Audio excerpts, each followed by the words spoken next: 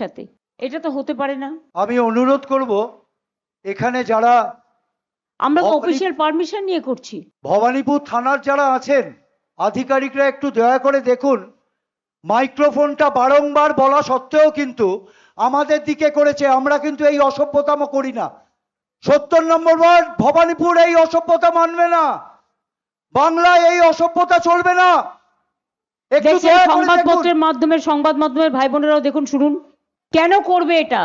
ইলেকশনের কতগুলো রুলস আছে, তাহলে ওরাও যেদিন মিটিং করবে তোমরা পাল্টা লাগিয়ে দেবে, তখন পুলিশ খুলতে আসলে মেয়েদের ধরে এফআইআর করবে। এটা পার্সিয়ালিটি, এটা পার্সিয়ালিটি। আমি 1 সেকেন্ড টাইম নিচ্ছি, সরি। এটা মিটিং আমার পক্ষে করা সম্ভব বলুন তো পারমিশন নিয়ে?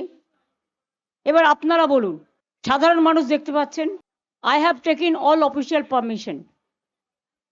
After that, you see the attitude.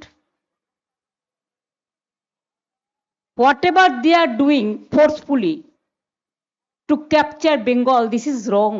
If they do it in my constituency, I was not here about 1 month. I was in Bengal.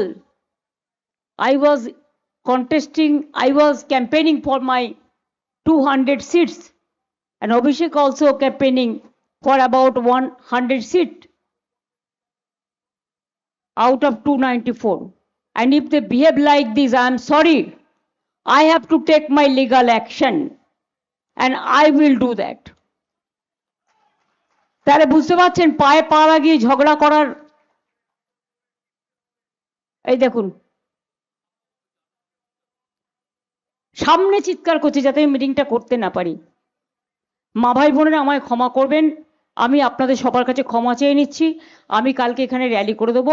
আমি এই অসভ্যতামিটা করতে পারবো না, এটা খুব ইনসাল্টিং, এটা খুব হিউমিলিয়েশন। আমি আপনাদের নমস্কার জানিয়ে আমি বিদায় নিচ্ছি। আমায় ক্ষমা করবেন, যদি পারেন ভোটটা আমায় দেবেন, আমার সিম্বল নাম্বার 2। বাট এর প্রতিবাদে আপনাদের কিন্তু ভোটটা দিতে হবে। আমাকে মিটিং করতে পর্যন্ত দিচ্ছে না। আমাকে মিটিং করতে আমি পারমিশন নিয়েছি অফিসিয়ালি, তাও